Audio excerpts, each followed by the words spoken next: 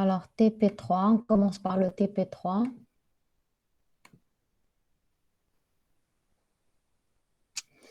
Donc, création d'une sous-liste par sélection d'éléments. En supposant qu'une interface critère sélection a été ainsi définie, public interface critère sélection dans laquelle on a la méthode statique, puisqu'elle n'est pas implémentée, boolean OK object X. Donc, qu'est-ce qu'on nous demande? Écrivez une classe test sélection avec une méthode de signature static collection sélection, collection source, critère de sélection, critère. Donc, c'est une méthode.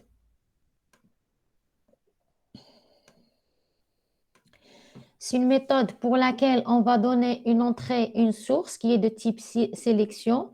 On lui donne aussi un critère de sélection et elle nous retourne en sortie une collection qui renvoie à la collection formée des éléments de source qui satisfont le critère donné. Donc, alors, écrivez également la classe test sélection. Dans la classe test sélection, une méthode main qui crée une liste, une linked list portant les nombres entiers entre 0 et 100 de type object integer. Appelez la méthode sélection pour en extraire une liste des multiples de 3 et afficher le résultat obtenu. Donc, on va commencer. Donc, on va définir la classe test sélection. TP3. Donc, la classe test sélection, on a l'interface critère sélection. La classe test sélection, elle va contenir la méthode sélection qui n'a pas encore été définie. Donc là, j'ai créé la classe test sélection. Je vais rajouter la méthode main. Donc, la méthode main, on vous dit, elle va créer une linked list qui contient des integers. On va insérer dans cette linked list les entiers de 0 à 100. Ensuite, on va appliquer la méthode sélection sur cette linked list et on aura en sortie une collection. Donc, ça peut être, puisque en entrée, j'ai une linked list de type integer, j'aurai en sortie aussi une linked list de type integer qui va contenir le résultat de la méthode sélection. Ensuite, on va afficher le résultat obtenu. Donc, qu'est-ce que je vais avoir ici? Alors, la méthode main, donc à implémenter. Donc, dans la méthode main, on avait dit, je définis une linked list d'integers. Je vais insérer les nombres de 0 à 100. Donc, je vais avoir L.add de i. Bien sûr, pour pouvoir utiliser la linked list, il faut ajouter import java util linked list. Ensuite, la dernière instruction, c'est que j'ai une autre linked list qui va recevoir le résultat de la méthode sélection de où je lui donne L comme source et je lui donne un critère de sélection. Dans l'énoncé, on vous dit le critère de sélection, c'est les multiples de 3. Comment je fais?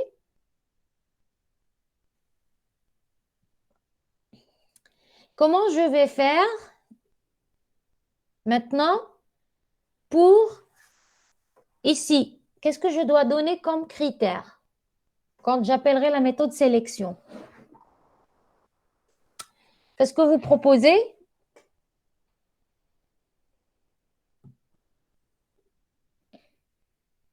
Est-ce que j'ai des propositions sur le chat? Alors, qu'est-ce que vous avez mis?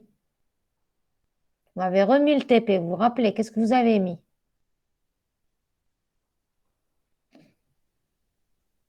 Qu'est-ce que vous avez fait? Alors, vous pouvez désactiver votre micro si vous voulez pour répondre. Voilà, on a créé une classe multi-3 qui, qu'est-ce qu'elle a de particulier cette classe?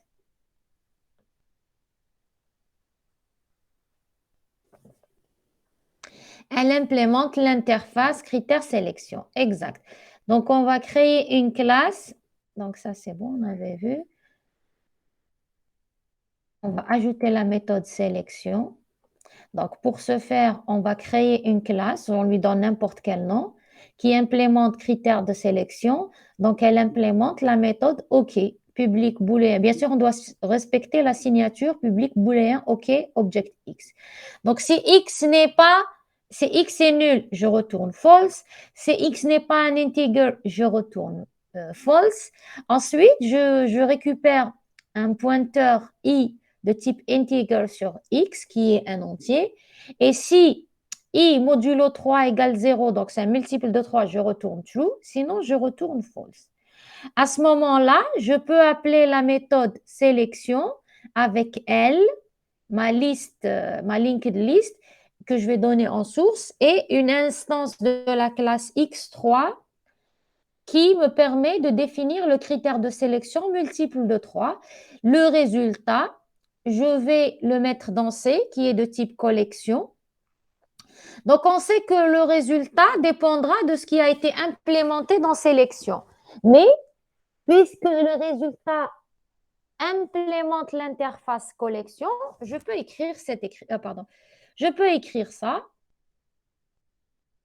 et on vous a demandé d'afficher, donc je vais faire system.out.println, C qui est le résultat de la méthode. Donc voici la méthode main. Qu'est-ce qu'il nous reste à faire maintenant?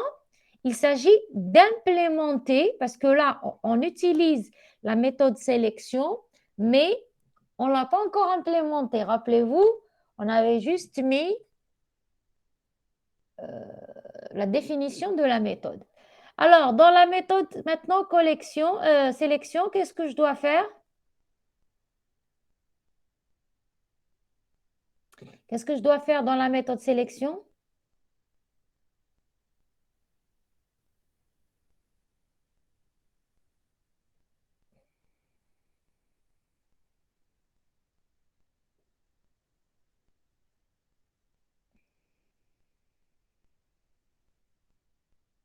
Allô? Pourquoi faire un itérator?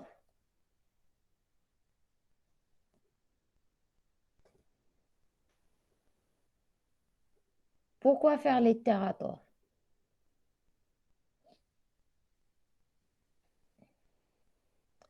Oui, boucler sur quoi?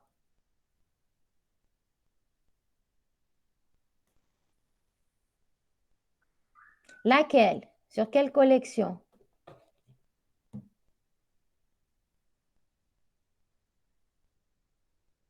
On va boucler sur la collection source qu'on a comme paramètre. Donc, alors, on vous donne une indication ici. On vous dit, écrivez également, non, ça c'est bon. Après, on vous a donné une indication. Pour commencer, faites en sorte que sélection renvoie un objet de type vector. Donc, pour que la méthode sélection renvoie un type d'objet vector, donc au départ, je vais instancier un objet vector. Ensuite, je vais parcourir L élément par élément. Et si l'objet de L respecte la sélection qu'on a donnée multiple de 3, on va l'insérer dans le vecteur. Et à la fin, on va retourner le vecteur comme résultat de la méthode sélection. Donc, je vais avoir ici, donc pour la méthode sélection, donc on va instancier un vecteur qui s'appelle T.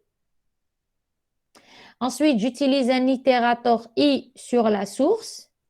Après, tant que je ne suis pas arrivé au dernier élément de mon itérator, je vais récupérer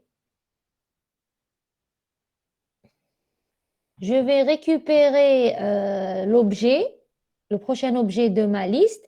Et si l'objet satisfait le critère, donc if critère.ok, critère, c'est le critère de sélection qu'on a donné ici, point OK me retourne true, je vais faire T, mon vecteur T.add integer de O.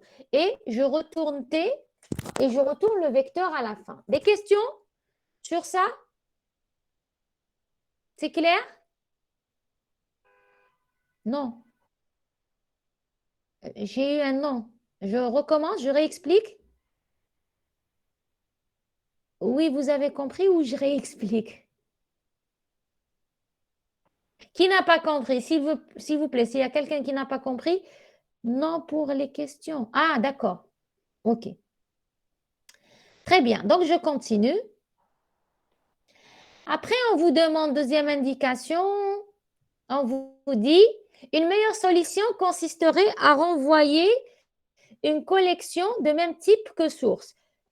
Donc, pour ce faire, on vous a donné encore une remarque. On vous a dit la méthode getClass appliquée à un objet source passé en argument renvoie un objet de la classe javalang.class correspondant au nom de la classe. Cette classe peut être alors réinstanciée avec la méthode newInstance de la classe class.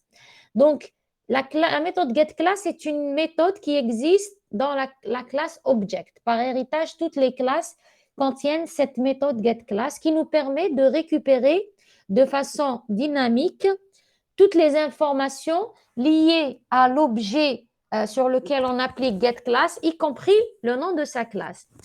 Donc, on peut à ce moment-là créer un objet ou instancier un objet avec le même type de classe qu'on a récupéré dans getClass avec newInstance.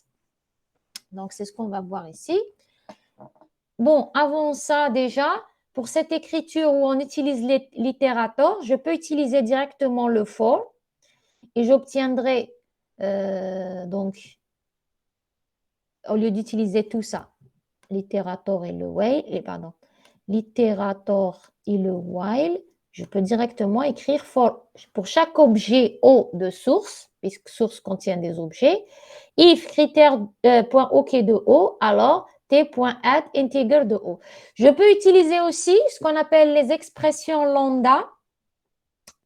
Donc, j'aurai source, donc ma source, point for each, entre parenthèses. Pour chaque objet O, qu'est-ce que je dois faire? Donc, j'ai la flèche qui me dit if critère OK de O, alors t.add integer de O. Donc, le for each, entre parenthèses, je mets le traitement qui est pour chaque objet, j'ai entre accolades le traitement associé à cet objet-là. Donc, si je veux maintenant utiliser, au lieu d'utiliser le vecteur, je dois utiliser le même type que source. Donc, première chose que je vais avoir, un objet de type classe sur lequel on va appliquer source.getClass. Ensuite, on va faire c.newInstance pour générer un objet ou créer ou instancier un objet de même type que C. Donc, j'aurai, qu'est-ce que j'ai mis? Ah oui, ça c'est le programme, la solution de l'exercice 1 complet avec le vecteur. Maintenant, on vous dit pour la classe classe, elle décrit une classe ou une interface par introspection. Introspection, c'est-à-dire pendant l'exécution dynamique des objets.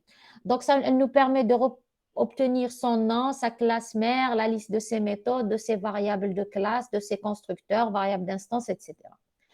Elle permet aussi d'agir sur une classe en envoyant des messages à un objet classe comme à tout autre objet. Par exemple, créer dynamiquement à partir d'un objet classe une nouvelle instance de la classe représentée. Donc, en utilisant newInstance. Donc, la méthode getClass définit dans la classe objet, définit dans la classe object renvoie une instance de la classe classe. Par héritage, tout objet Java dispose de cette méthode. La méthode newInstance de la classe permet de créer une instance de la classe et d'invoquer son constructeur par défaut. La méthode newInstance de la classe classe présente plusieurs contraintes. D'abord, seul le constructeur sans paramètres peut être invoqué. Lorsque j'utilise newInstance, je ne peux pas lui donner des paramètres. Ce constructeur doit être public et toutes les exceptions checked et unchecked levées lors de l'invocation du constructeur sont propagées. Alors, c'est quoi une exception checked et unchecked? Je peux configurer mon compilateur pour dire il doit déclencher, c'est-à-dire lorsqu'une exception est déclenchée, est-ce qu'il vérifie que cette exception est déclenchée ou pas pour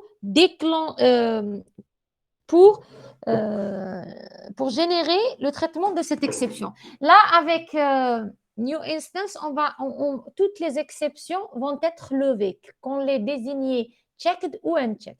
Il faut savoir que la méthode New Instance génère deux exceptions. La première, c'est illegal access et la deuxième, c'est... alors, la deuxième, c'était la première, illegal access, soit... Ou alors... attendez, je ne me rappelle plus. Hein. La deuxième, c'était... Oui, instantiation, exception, c'est-à-dire un problème lors de l'instanciation. Donc, vous l'avez vu, je pense que lorsque vous avez implémenté la méthode, le compilateur, tout de suite, il vous a dit, cette méthode génère deux types d'exceptions, illegal access ou une instantiation liée à l'instanciation. Et donc, vous devez gérer ces deux exceptions. Comment on gère les exceptions? Comment on gère les exceptions?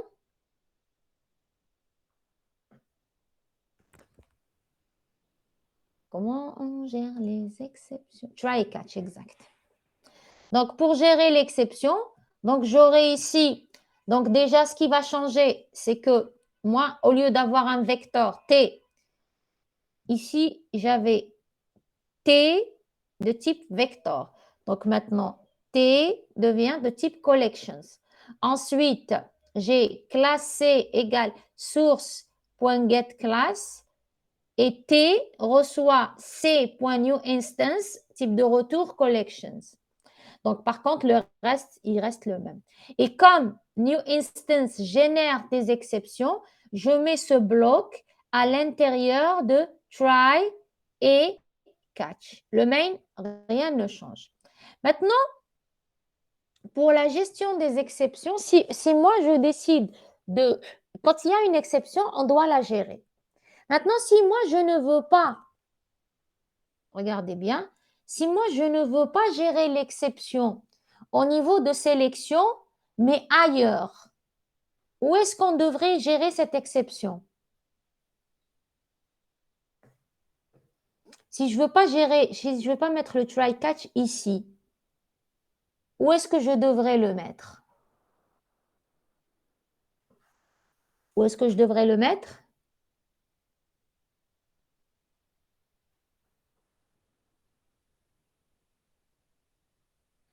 Alors, une idée?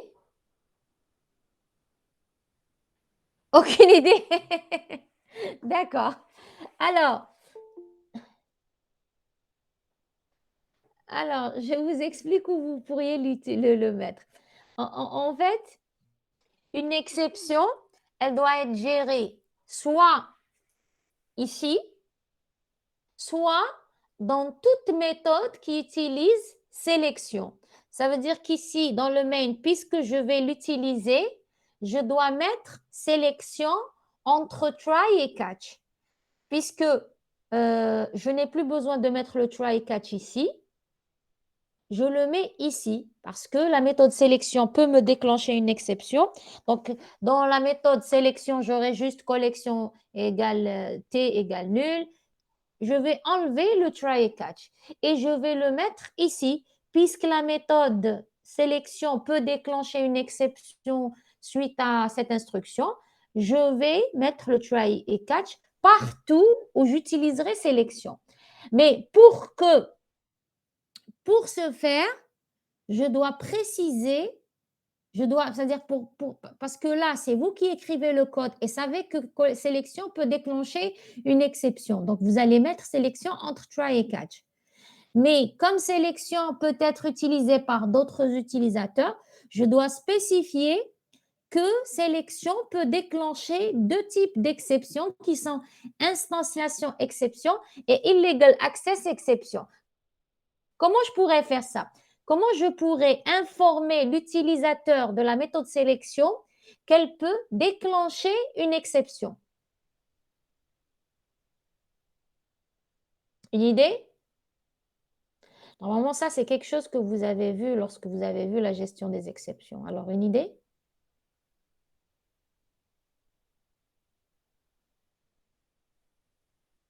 Pas d'idée? J'utilise le mot-clé throws. Dans la définition de la méthode, j'utilise le mot-clé throws pour dire cette méthode déclenche les deux exceptions, instantiation exception et illegal access exception. Et on obtient cette solution. Donc, j'ai toujours la signature statique, collection, sélection, throws avec S. Donc, on dira que cette méthode déclenche les deux exceptions. Et en réalité, si vous allez voir la définition de la méthode new instance, vous allez voir la définition de new instance et avec le commentaire throws, instantiation exception et illegal access. C'est comme ça que le compilateur sait que la méthode new instance déclenche les deux exceptions et c'est comme ça que l'utilisateur de la méthode sélection saura parce que c'est le compilateur qui va le lui dire, déclenche les deux exceptions, instantiation exception et illegal access exception. Et là, j'enlève le try et catch ici et je le mets là. Pourquoi? Bon, je vais instancier, donc dans la méthode main, j'ai instancié la linked list, je l'ai remplie. Après, puisque j'utilise la méthode sélection, je vais la mettre à l'intérieur du bloc try. Et j'ai catch. Des questions sur ce qu'on vient de faire? Donc, une exception, une exception, elle doit être gérée. Maintenant, soit je le gère dans sélection, soit je laisse les utilisateurs de sélection gérer l'exception. Et pour ce faire, je les informe juste que la méthode sélection peut déclencher les exceptions concernées. Des questions sur cette partie-là? On passe à l'exo 2? On passe à l'exo 2? Très bien. Les autres? OK. Donc, exo 2.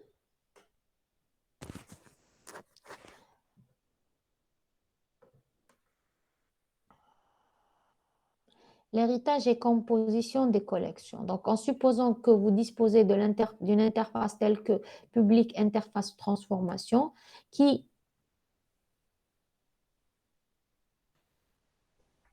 elle, contient la méthode transfo qui transforme un object X et retourne un nouvel objet de type object. Programmer une classe list transformable ainsi définie. Un objet IT de type list transformable est une liste chaînée, classe linked list, possédant en plus une méthode ordinaire, c'est-à-dire non statique, liste transformable, transformation F. Telle que IT transform de F est une liste obtenue en appliquant la transformation F à chaque élément de. Donc, première question, on vous dit, définissez la classe liste transformable en utilisant la composition, c'est-à-dire un objet liste transformable à un objet linked list. Qu'est-ce que je dois faire ici?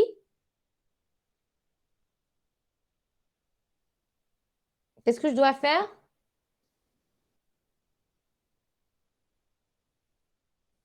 Youhou! Qu'est-ce que je dois faire ici?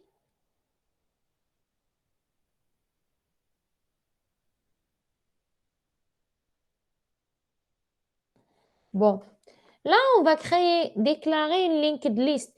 D'abord, on va créer la classe qui s'appelle liste transformable. Elle va contenir effectivement un objet de type linked list. Donc, on va définir ici une classe, donc on a l'interface. La classe liste transformable, on avait dit qu'elle contient la méthode transform. En plus,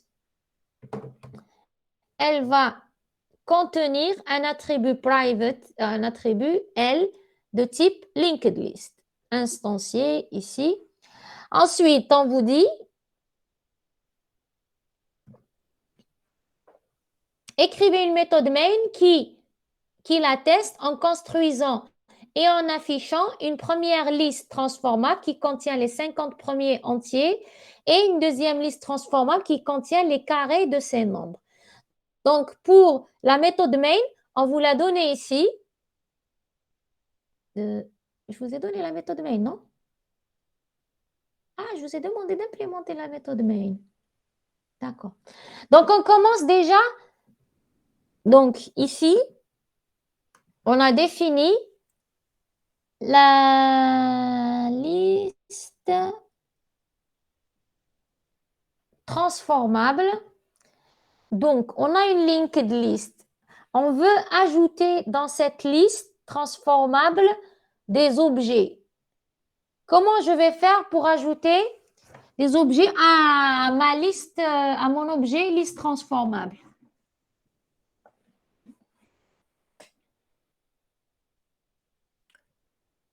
Add.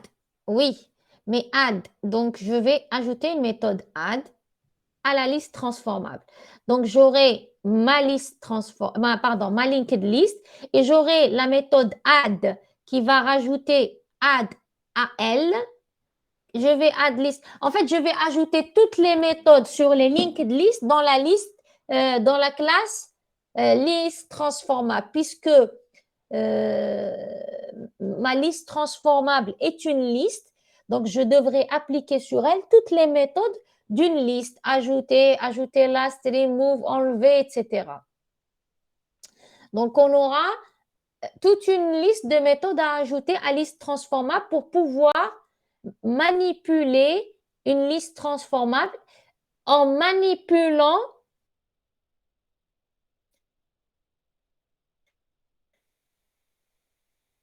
la linked list de la transform. Qu'est-ce qu'elle va faire?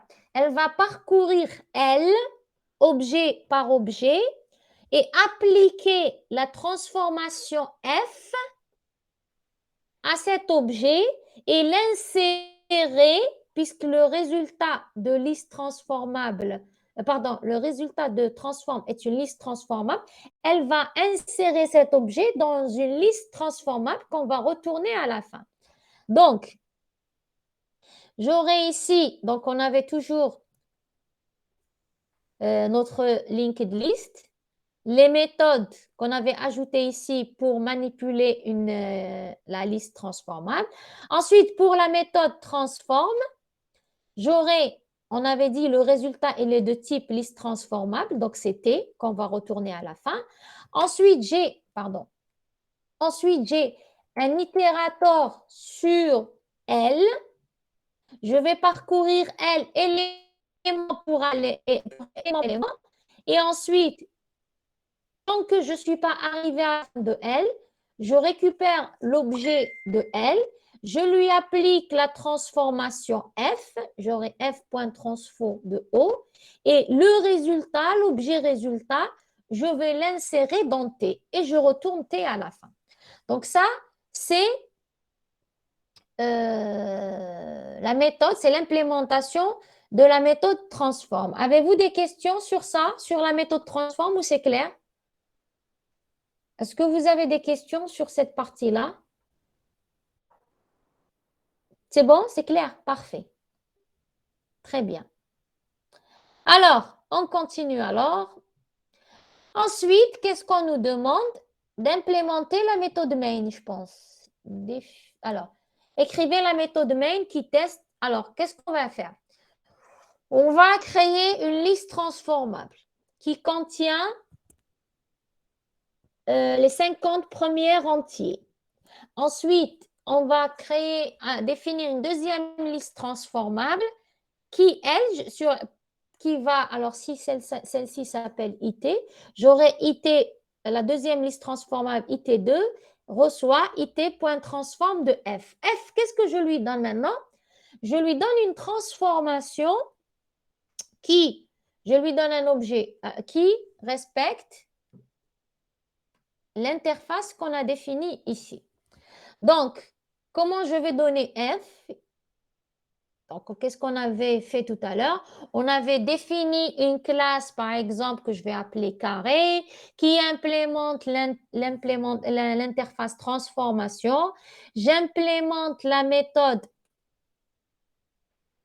transfo, je lui donne un objet x et je transforme et je retourne un objet integer qui est le carré de x.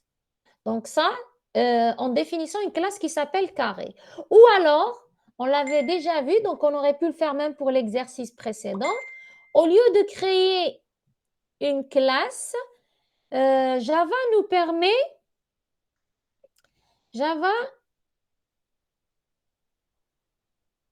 Java,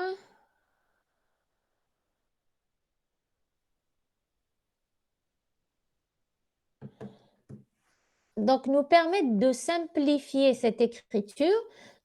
Donc ça, c'est bon. Donc ça, c'est la définition complète de la classe liste transformable. Et ensuite, pour la méthode main, donc on a ici donc la classe liste, test list transformable, la méthode main. On a notre liste transformable IT qui est de type liste transformable. On va insérer, alors c'est pas de I à 10, mais 50. Ensuite, on va insérer IT add last new integer de A. Ensuite, on va afficher IT1. Après, liste transformable IT2 égale IT2.transform.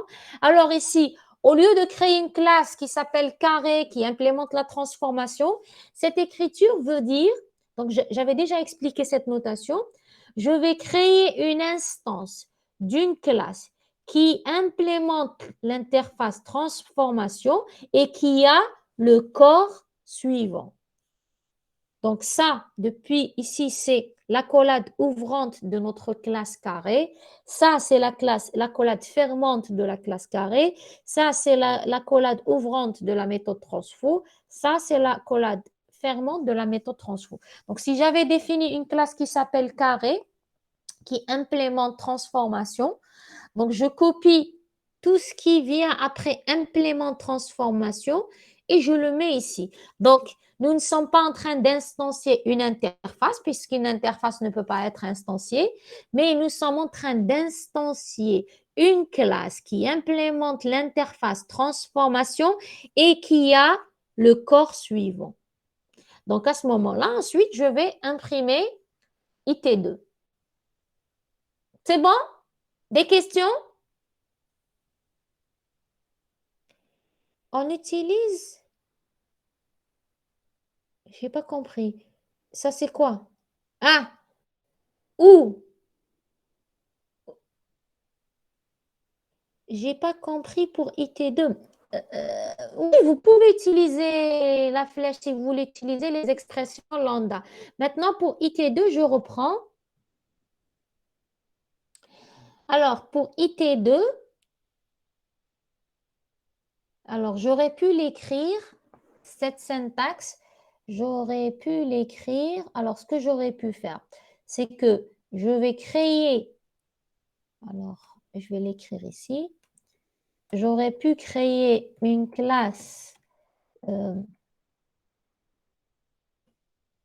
une classe qui s'appelle carré, implements, implements transformation, transformation. Et à ce moment-là, j'aurai, parce quelle est la définition de transformation? Voilà.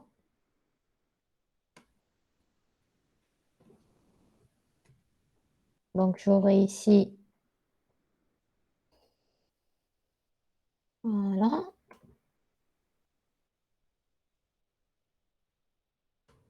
ça va pas écrire. Voilà. Ensuite, je vais implémenter la méthode transfo. Donc, je vais, non, on va faire quelque chose.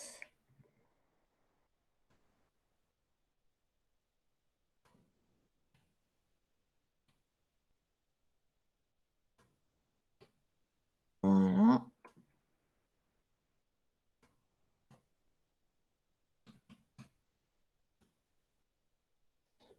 Donc, on avait dit pour le corps de transfo, qu'est-ce qu'on nous dit? INTX. Donc, INTX reçoit integer de O.int value.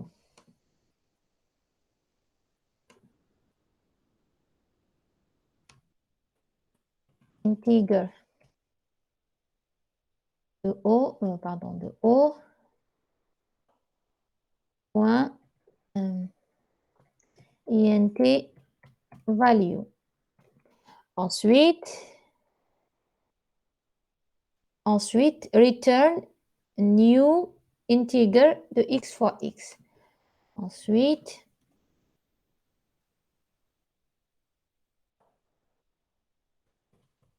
return new integer de x fois x. Donc ça, pardon, c'est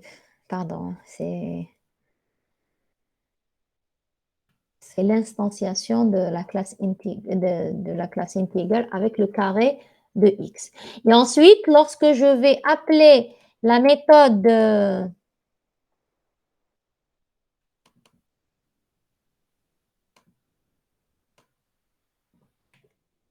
lorsque je vais, donc j'aurai ici, ensuite j'aurai dans mon main, j'aurai CTRL-V liste transformable, IT2 reçoit, transforme 2. Alors la syntaxe, alors transforme.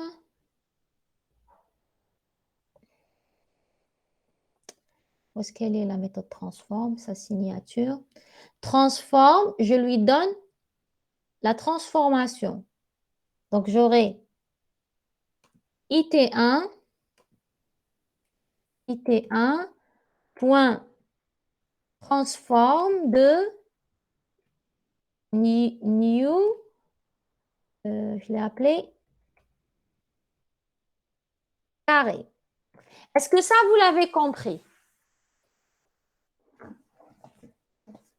Pour l'étudiante qui m'avait dit, je n'avais pas compris. Est-ce que ça, vous l'avez compris? Oui, très bien. Donc, qu'est-ce que j'ai fait? Je dois instancier carré. Carré, c'est quoi? C'est une classe qui implémente transformation et qui a le corps suivant. Donc, je prends tout ça, je vais le mettre en rouge, CTRL-C, et je vais le mettre à la place de carré. Je vais agrandir. On va enlever un peu pour qu'il y ait de la place, pour que vous puissiez voir. Oh là là. J'enlève ça.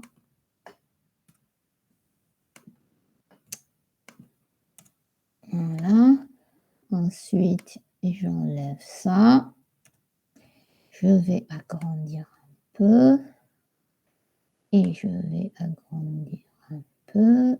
Il y a quelque chose qui a disparu.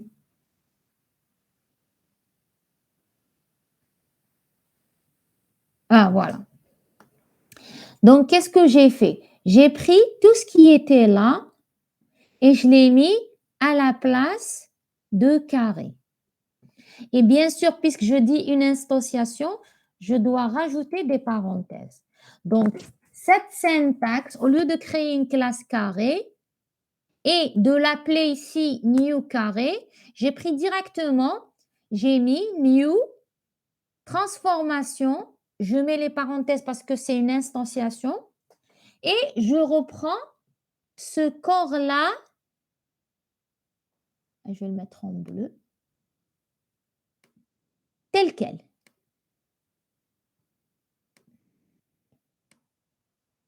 Il est ici. Donc, je retrouve transformation et je prends le corps tel quel et je le mets ici. Et ça, Et avec cette écriture, j'ai plus besoin de créer une classe carrée. Parce que cette écriture veut dire, je vais instancier une classe qui implémente l'interface transformation et qui a le corps suivant. Donc, soit je crée une classe carré qui implémente transformation et je définis son corps et là, je vais appeler directement carré. Ou alors, pour ne pas créer une classe carrée parce qu'on n'a pas vraiment un objet, c'est-à-dire la classe carrée ne fait pas partie de la structure de mon système. J'ai juste créé une classe pour pouvoir implémenter une interface.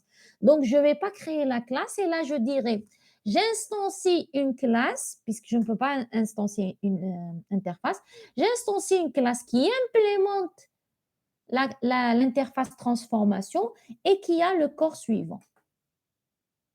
C'est bon? C'est clair? Attendez, je vais chercher où est-ce que vous êtes. Très bien. On continue alors. Après, on vous dit, définissez la classe transformable en utilisant l'héritage, c'est-à-dire un objet liste transformable est une sorte de linked list avec une méthode main comme...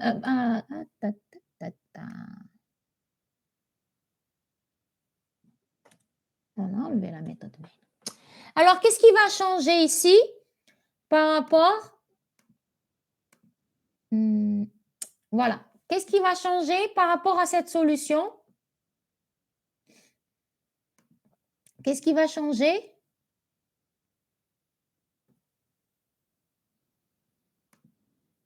Qu'est-ce qui va changer par rapport à la solution qu'on avait trouvée ici, qui était la définition de la classe liste transformable? Ça, c'était question 1. La question 2, qu'est-ce qui va changer?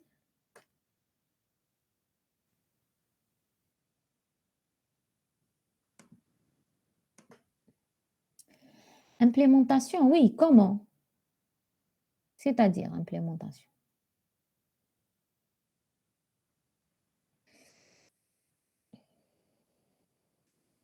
Ce qui va changer maintenant, c'est que liste transformable ne contient pas on implémente la classe transformation à object. J'ai pas compris. On implémente la classe transformation à object. J'ai pas compris ce que ça veut dire. En fait, ce qu'on vous demande ici, liste transformation étoile. Ce qu'on vous demande ici, dans la question 1, la liste transformation contenait un objet de type linked list. Ici, la liste transformation hérite de la linked list. Qu'est-ce qui va changer par rapport à la première solution maintenant que la liste transformation hérite de la linked list? Qu'est-ce qui va changer?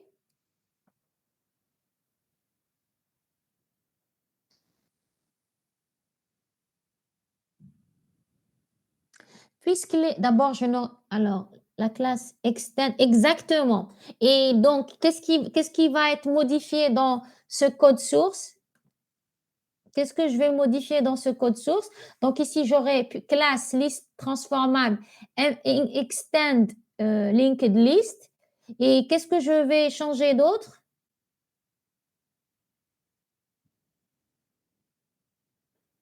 Je n'ai plus besoin d'avoir un attribut de type linked list.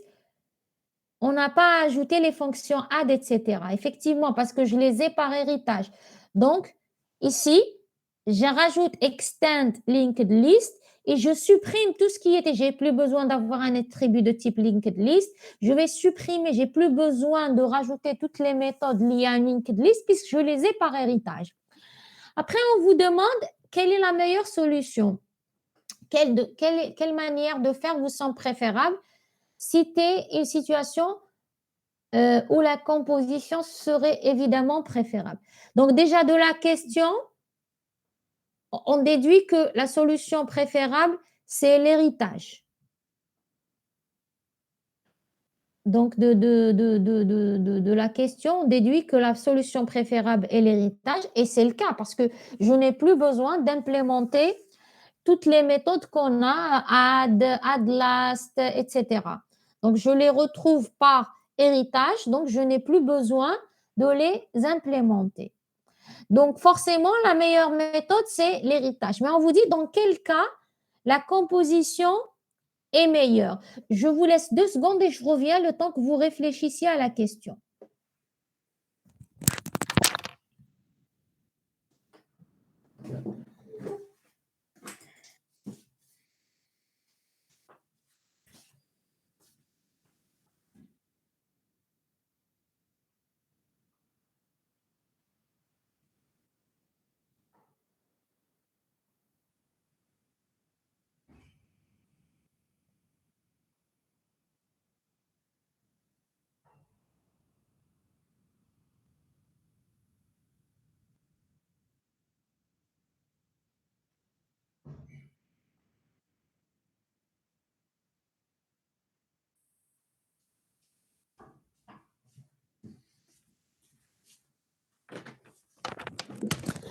Alors, une proposition, dans quel cas je vais préférer alors une situation où la composition est meilleure dans le cas où on veut utiliser une linked list avec plus de contrôle et de flexibilité. Oui. Donc, première situation, c'est que je voudrais, si j'ai ma linked list, ma liste de transformation, extend ma linked list. Je suis en fait obligée d'utiliser toutes les méthodes d'une linked list. Mais si je ne veux utiliser que certaines, ce qu'on va voir dans l'exo, le TP4, là, il vaut mieux utiliser une linked list parce que je vais limiter les méthodes utilisées. Autre situation où je préférerais utiliser la composition aussi, c'est dans le cas où j'ai de l'héritage multiple. Puisque l'héritage multiple, c'est le fait qu'une classe hérite de 2 ou plusieurs classes. Java ne permet pas l'héritage multiple et donc je peux utiliser la composition pour remplacer l'héritage multiple. C'est-à-dire que je vais avoir ma classe qui hérite d'une classe et qui a un attribut de type la deuxième classe pour éviter l'héritage multiple. Donc, voici 2 cas où je préférerais utiliser la composition plutôt que l'héritage, Voilà. Des questions sur cet exercice? Si vous n'avez pas de questions, on passe au TP4. Questions?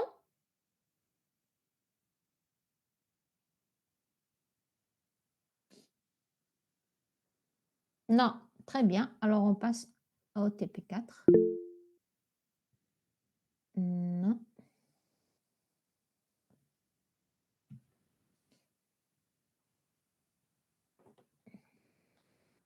Alors, TP4.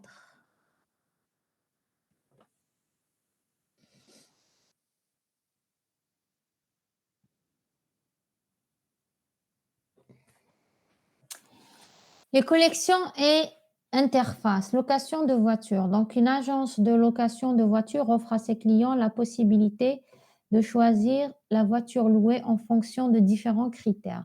Les voitures sont définies par une marque, chaîne de caractères, un nom de modèle, chaîne de caractères, une année de production et un prix qui sont des entiers. 2 voitures sont considérées égales si tous les attributs sont égaux. Donnez le code de la classe voiture. Donc, le code de la classe voiture. Donc, pour l'instant, on a la classe, les attributs private, le constructeur, les getters. J'ai mis les getters parce qu'on peut en avoir besoin et j'ai mis la méthode toString. Maintenant, on vous dit deux voitures, sont égales si tous leurs attributs sont égaux. Comment je fais pour exprimer ça? Comment vous l'avez fait?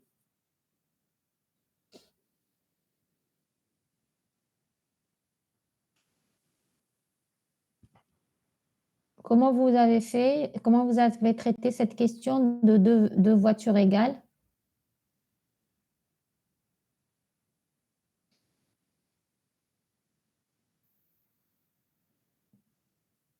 Comment vous l'avez fait?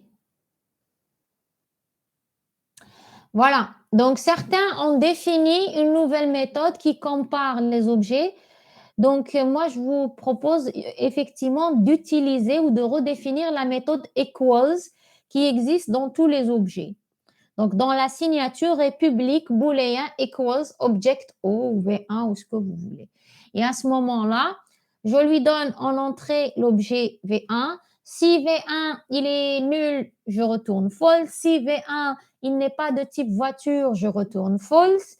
Si après, je crée un pointeur de type voiture sur l'objet et je compare les attributs 1 à 1. Il faut que tous les attributs soient égaux pour que je puisse retourner true. Et donc, j'aurai le code de source suivant pour la méthode equals. Donc, j'ai public booléen equals object O. If O égale nul, return false. If O n'est pas une voiture, je retourne faux. J'ai un pointeur V et je mets return. Il faut que la marque this.mamarque equals V.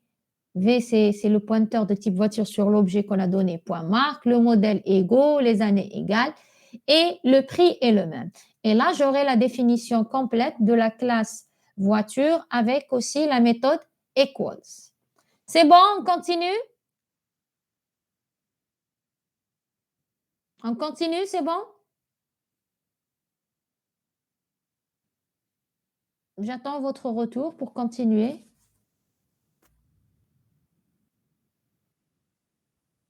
Normalement. OK. J'aime pas le normalement parce que ça veut dire que vous n'êtes pas sûr. Ou c'est bon ou c'est pas bon. Donc, il est possible de sélectionner dans la liste des voitures à louer toutes les voitures satisfaisant un critère donné. On définit l'interface critère ainsi. Public interface critère qui contient la méthode correspond. Je lui donne l'objet et elle me dit si l'objet correspond à mon critère. Donc, question 2. Donnez le code d'une classe critère marque qui est un critère satisfait par toutes les voitures d'une marque donnée, précisée à la construction du critère. Donc, on va créer une classe qui s'appelle critère marque. Elle va implémenter l'interface critère. Donc, elle doit implémenter la méthode correspond. Donc, qu'est-ce qu'elle aura? Qu'est-ce que j'aurai dans cette classe critère marque? Qu'est-ce que j'aurai dans cette classe critère marque?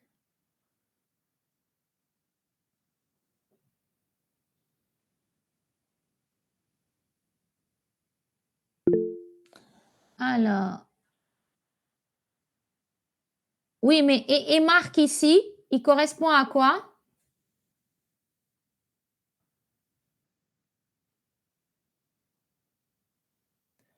Il correspond à quoi notre marque? Alors, marque, comme c'est une chaîne de caractères, utilise plutôt equals au lieu d'utiliser le égal. Ici, marque, il correspond à quoi?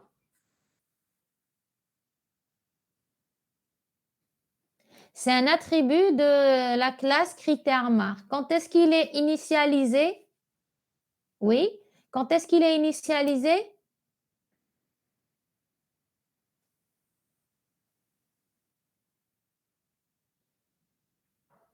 Quand est-ce qu'on lui donne la valeur à marque, à l'attribut?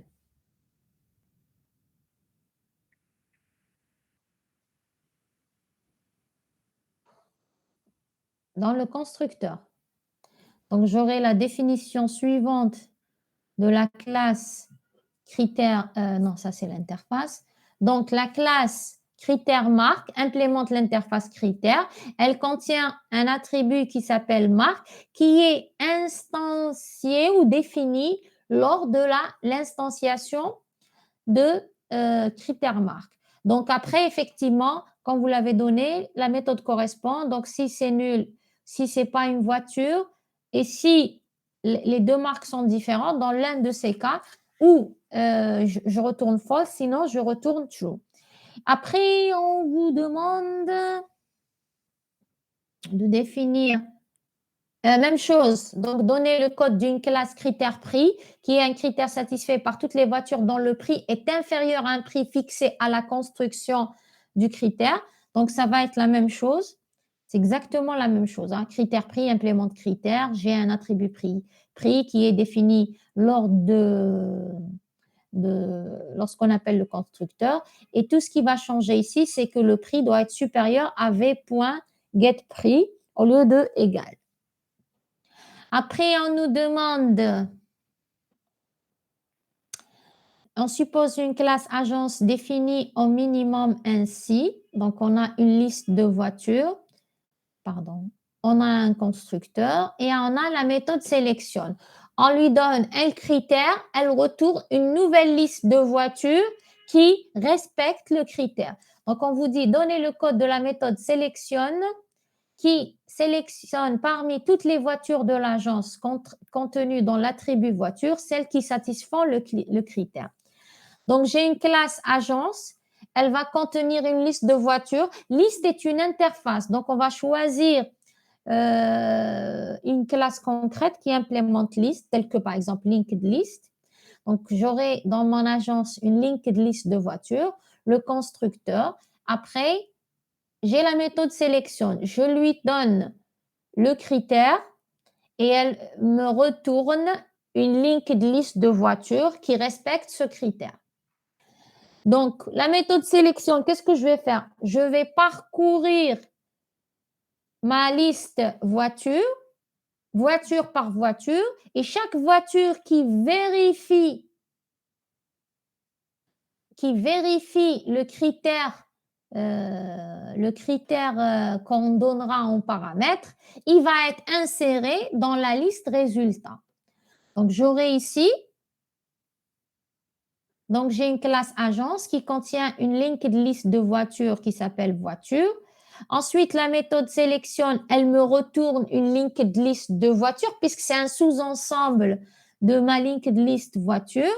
Après, j'ai une linked list voiture T qui va être le résultat puisque je retourne T. Et puis, pour chaque voiture de ma liste de voitures, si C, c'est mon critère. Si C point correspond de V, la voiture, T point add V, et je retourne ma voiture. Des questions sur cette méthode sélectionne? Je pense que maintenant, vous êtes familiarisé avec ce type de méthode où je crée une liste destination, je parcours la liste source, élément par élément, et j'effectue le traitement. Ici, le traitement, c'est voir si mon objet respecte le critère défini. S'il respecte le critère défini, je vais l'ajouter dans ma liste de destination et je retourne la liste de destination enfin. Donc, jusque-là, c'est bon? Exact. Et là, c'est bon? Oui, très bien. On passe à la question suivante. Alors, on vous dit, en supposant que la référence agence est de type agence a été initialisée, donnez là où les lignes de code permettant de sélectionner toutes les voitures de cette agence dont le prix est inférieur à 1000. Donc, qu'est-ce qu'on va faire? On va créer une classe test, donc test agence qui contient le mail. On va instancier une agence. On va remplir cette agence, donc créer des voitures et les ajouter à l'agence avec la méthode add. Puisqu'on va les ajouter avec la méthode add, je dois revenir à ma classe agence et ajouter la méthode add voiture, return voitures.add de V. Ensuite, directement, j'aurai une linked list T qui est une linked list de voitures. Je vais avoir A, mon agence, A.sélectionne, new. Vous permettez,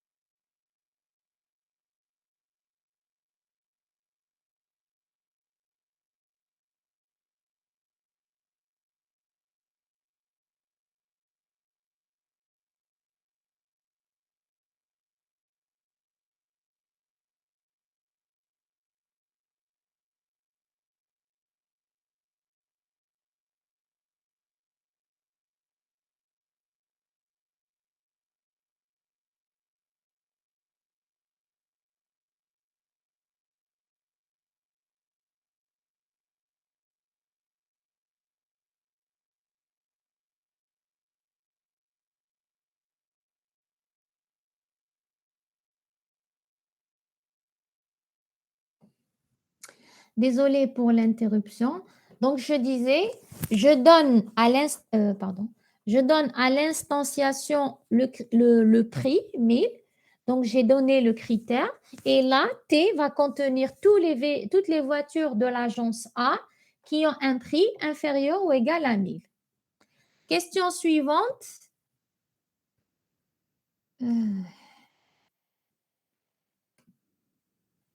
On vous dit, on peut naturellement souhaiter de faire des intersections, c'est-à-dire appliquer le et logique de critères. On pourrait de même souhaiter des unions de critères. On obtient alors un nouveau critère satisfait si tous les critères qui le composent sont satisfaits. Si. Qui le composent sont satisfaits. Définissez une classe intercritère qui permet de définir des critères par intersection d'un nombre quelconque de critères. On demande à pouvoir ajouter un nouveau critère à l'intersection, mais pas de pouvoir retrancher. Donc, comment je vais faire pour cette question? Comment on va faire? On va créer déjà une classe intercritère qui, elle, puisque c'est un critère, implémente l'interface critère. Donc, elle doit implémenter la méthode correspond. Donc, puisque on vous dit, on obtient un nouveau critère qui satisfait tous les critères. Un critère satisfait, c'est tous les critères qui le composent sont satisfaits. Donc, qu'est-ce que je dois avoir dans cette méthode, dans cette classe intercritère?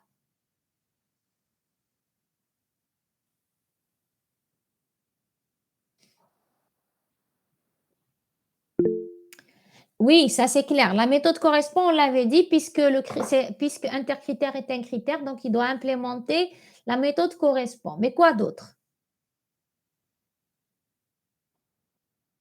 Qu'est-ce qu'elle contient aussi, cette classe?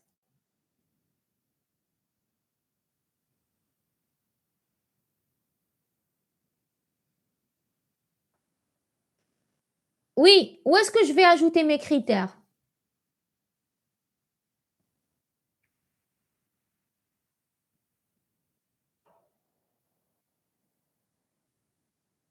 Ma classe doit contenir une liste de critères, puisque je dois rajouter des critères. Donc, ma classe, elle contient une liste de critères.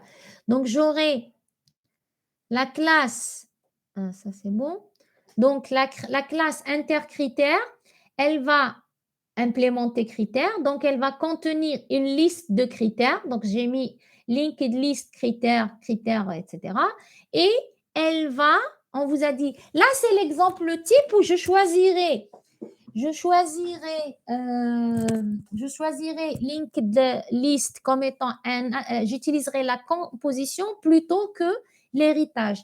Pourquoi? Parce que si j'avais dit intercritère implément, donc extend linked list de critères et implement critères, j'aurais pu utiliser toutes les méthodes liées à une linked list.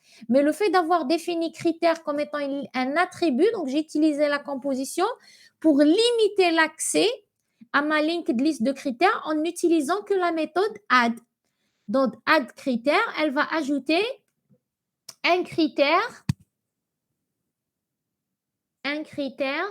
à ma liste de critères. Et donc, la méthode correspond reste la même. Donc, si O est nul, je retourne false. Si ce n'est pas une voiture, je retourne false. Je récupère un attribut de type voiture sur ma voiture. Ce qui va changer, c'est là. C'est le traitement que j'aurai ici, puisque je ne vais pas tester un seul critère, mais je vais tester tous les critères qui sont dans critères. Donc, pour chaque critère qui est dans la liste de critères, si la voiture ne correspond pas à ce critère, je retourne false. Je sors de la boucle et de la méthode. Sinon, c'est-à-dire si j'arrive à la fin, tous les critères m'ont retourné true, là, je peux retourner true et ma voiture a respecté tous les critères. C'est bon? Des questions sur cette partie-là?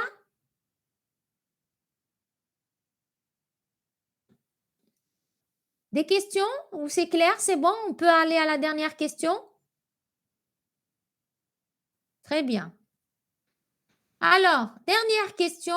En fait, c'est utiliser cette méthode. Donc, donner là où les lignes de code permettant de créer un critère d'intersection, d'un critère pour la marque Renault et d'un critère pour le prix inférieur à 1000. Alors, qu'est-ce que j'aurai ici pour le dernier slide? Donc, ma classe test, on avait toujours l'exemple de tout à l'heure, mais là, je vais créer donc un critère intercritère. Je vais lui ajouter le critère marque Renault. Je vais lui ajouter le critère prix 1000. Ensuite, j'aurai une linked list T1 sur laquelle je vais appliquer A.sélection de C qui est mon critère intercritère. Et ensuite, je vais afficher T1. Des questions?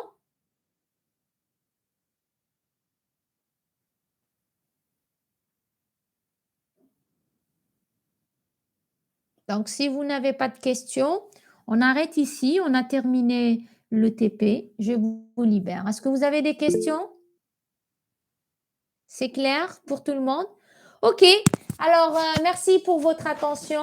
Bonnes vacances et on se retrouve à la rentrée, Inch'Allah, si tout va bien. Au revoir.